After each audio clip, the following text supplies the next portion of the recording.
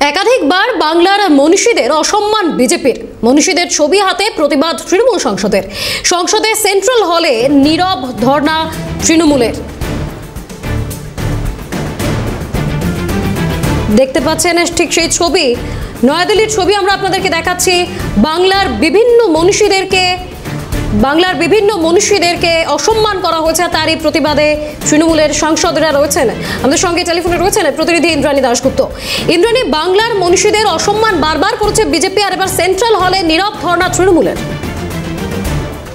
Central হলে তৃণমূলের সাংসদরা আজকে বাংলার মনীষীদের ছবি বঙ্কিমচন্দ্র চট্টোপাধ্যায়, রবীন্দ্রনাথ ঠাকুর, ঈশ্বরচন্দ্র বিদ্যাসাগর, রামমোহন রায় এদের ছবি হাতে নীরব ধর্ণা প্রদর্শন করলেন এবং তাদের যেটা বক্তব্য, যে বিজেপি বারে বারে বাংলার মনীষীদের অপমান করেছে।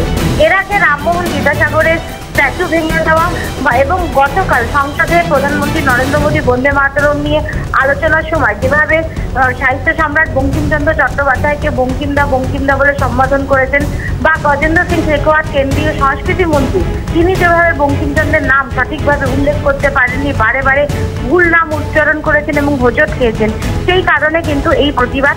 তাদের যেটা বক্তব্য, বাংলার সাথে বিজেপির কোনো মাটির যোগ নেই, বাংলা সম্বন্ধে বিজেপির কোনো ধারণা নেই, এই কারণে বারে বারে বাংলার মনীষীদের তারা অপমান করছে, বাংলা এবং বাঙালি বিষয়টা ভালোভাবে নিচ্ছে না। এই জন্যই আজকে তৃণমূলের সাংসদরাই নীরব প্রতিবাদ দেখালেন সংসদের সেন্ট্রাল হলে। বেশ, ধন্যবাদ ইন্দ্রাণী। ওদের সঙ্গে ছিলেন প্রতিনিধি ইন্দ্রাণী দাশগুপ্ত। একাধিকবার বাংলার মনীষীদেরকে অসম্মান করেছে বিজেপি। আমরা একাধিকবার বিভিন্ন বিজেপি নেতা নেত্রীদের মুখে শুনেছি তারা কিভাবে তাদেরকে সম্মান প্রদর্শন করছিলেন, আর সেই ছবি আমরা বারবার দেখিয়েছি।